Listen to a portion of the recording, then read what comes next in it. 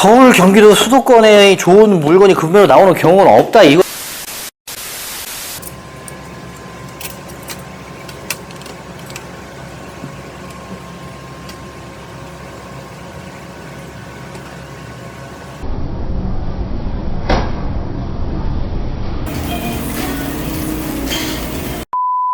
자, 우리가 보통 투자라고 한다면 데이터를 기준으로 판단을 하죠. 숫자나 수치나 통계나 이런 것들로 인해서 판단을 합니다. 이렇게 숫자나 데이터 통계로 미래를 예측을 한다는 거죠. 미래를 예측을 해서 나의 결과치를, 가치를 뽑아내겠다. 뭐 그런 건데, 대표적으로 이제 주식이나 코인이나 채권, 펀드 이런 금융 상품들에는 이런 데이터 숫자 통계를 위주로 하는 분들이 거의 대부분이에요. 특히나 이제 차트, 상승과 하락, 횡보 이런 기술적 지표를 기반으로 해서 미래를 예측한다는 거죠. 즉 과거가 결국에 미래에 반복된다라는 그런 느낌으로 투자를 접근한다는 건데, 부동산 투자는 그렇게 접근하지 않아요. 보통 99.9%, 사랑도 99.999, 현생협의 노래처럼 우리 대부분 부동산 투자는 실물로 보고 판단을 하고 있어요. 실물로 보고 판단을 하고 있는데, 아이 컨택을 해야 한다는 거죠. 아이 컨택. 실제로 내가 이걸 보고, 입지를 보고, 구조를 보고, 평수를 보고, 인테리어 형태를 보고 해서 투자 가치의 판단을 기준으로 삼는다는 거예요. 이게 99.9%. 이게 굉장히 잘못됐다는 거예요.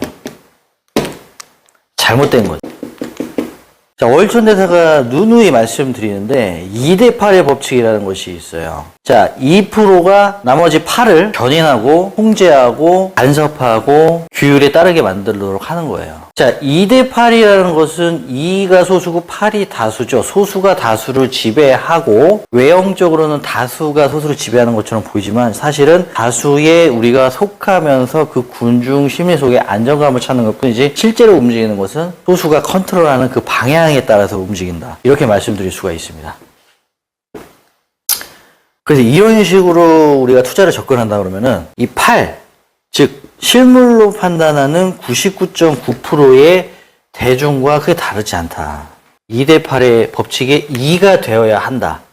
굉장한 소수가 돼야 된다. 이렇게 말씀을 드릴 수가 있는 거예요. 소수의 눈으로, 특별한 눈으로, 신박한 판단으로 투자 판단을 해야지만이 놀라운 결과치를 뽑아낼 수가 있다. 이 말씀이죠. 자, 그럼 도대체 부동산을 실물로 판단하지 않고 그럼 어떤 것으로 판단을 해야 신박한 2%의 소수의 눈으로 보는가, 그에 대해서 말씀을 드리도록 할게요. 자, 부동산 투자라는 것은 여러 가지가 있지만 대표적으로 경매가 있어요. 그리고 또 급 매입, 그리고 또 갭 투자가 있겠어요. 그리고 또 일반 매매가 있겠죠. 자, 종류가 여러 가지라고 한다 손 치더라도 결국에 뭐냐? 싸게 사서 비싸게 팔아라.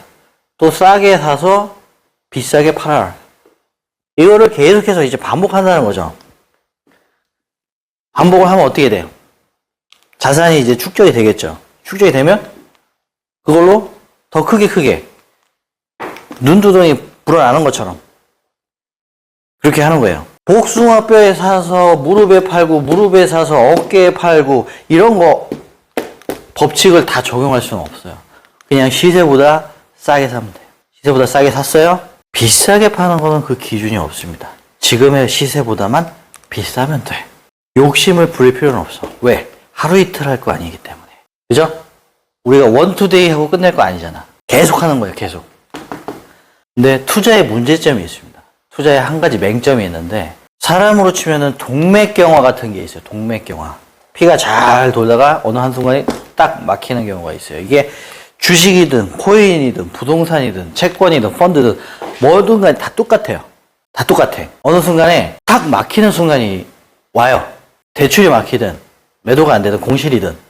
그래서 이제 리스크라고 하는데, 그 리스크를 잘 관리를 해야죠. 그 리스크가 잘 관리가 안 되면 어떡하느냐? 우리가 보통 그럴 때 다른 투자자들을 끌어들여요. 그렇게 하시면 안 돼요. 패망의 지름길입니다. 공동 투자의 미명하에 자금을 모아서 투자를 한다.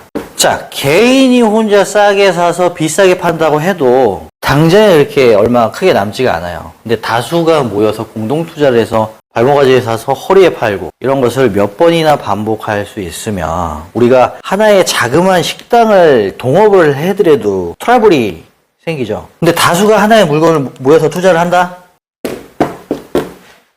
안 되는 거예요. 절대 안 돼요. 동맥경화가 오기 전에 어떻게 예방을 하는지가 중요하고, 동맥경화가 왔을 때 이것을 어떻게 치료를 하고 극복해 나가냐, 그것이 관건이고 경험치고 노하우입니다.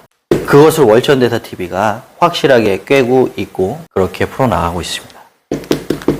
자, 경매투자 권리관계 굉장히 복잡합니다. 만만치 않은 투자예요. 1, 2년 공부한다고 해서 되는 거 아니죠. 자, 금매 부동산 가만 있나요? 없어요. 부동산 무슨 버킷리스트에 뭐 리스트 있다고요? 없어요. 왜? 다 자기가 사. 금매라는 것은 없습니다. 금매 가격에 나온 가격의 물건이 있겠지. 어디 저 시골의 땅이라든가 대구의 아파트라든가 부산의 공실 상가라든가 서울 경기도 수도권에 좋은 물건이 금매로 나오는 경우는 없다 이거예요. 그런 건 없습니다. 금매 허상이에요.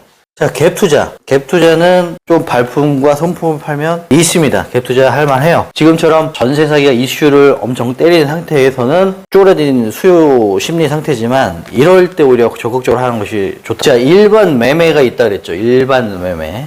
그 가격에 사서 그 가격에 파는 거죠. 이걸로 단타 뛰기 한다 그래도 단기 매도 80% 떼고 나면은 순수익 20% 가지고 어느 세월에 부를 축적하겠어요. 그래서 노하우라는 것이 굉장히 중요하고 하나하나 스텝 바이 봐야만 나가면서 나의 투자 방법을 적용하고 응용해 나가는 것이 굉장히 필요하다 이렇게 말씀을 드릴 수가 있습니다. 요약을 하자면, 자, 부동산은 실물로 판단하는 것이 맞지만 이것은 대중이 판단하는 99.9%의 다수의 눈이기 때문에 이것은 결코 좋은 방법이 아니다라는 것이에요. 다른 방법을, 나만의 투자 방법을 개발을 해야 된다 이렇게 말씀을 드리는 거고요. 자, 두 번째, 부동산 투자에는 여러 가지 종류가 있지만 뭐 경매, 금매, 일반 매매 여러 가지 있지만 사실상 틈새 바구니를 찾기가 굉장히 쉽지가 않습니다. 그래서 이 분야에 대해서 종류별로 깊이 공부를 하되 이것도 역시 나만의 투자 방법을 개발해야 된다 이렇게 말씀드릴 수가 있습니다. 자, 그리고 세 번째, 욕심을 크게 부리지 마라. 자, 스텝 바이 스텝으로 복숭아뼈에 사서 무릎, 허리, 골반, 가슴 이렇게 파는 한이 있더라도 이거를 계속해서 반복하는 것이 굉장히 중요하다 이렇게 말씀드릴 수가 있고, 자, 그리고 네 번째, 마지막, 인체로 쳤을 때 동맥경화가 오기 전에 예방책이 반드시 필요하고, 동맥경화가 예방을 했음에도 불구하고 나한테 왔어. 투자에 동맥경화가 왔습니다. 그럴 때 극복해 나갈 수 있는 그러한 비책이 있어야 된다 이렇게 말씀을 드릴 수가 있어요. 자, 네 가지에 대한 비책과 비급과 대책, 계략, 전략 모든 것이 다 필요하지만 이것들을 하나하나 월천대사TV가 풀어나갈 예정입니다. 그렇기에 영상이 조금이나마 도움이 되시길 바라겠으며 영감이 조금 떠올랐다 하시는 분들은 좋아요와 구독하기 눌러주시고 오늘 영상 여기까지 마무리하겠으며 다음에 또 좋은 영상으로 찾아뵙도록 하겠습니다. 감사합니다.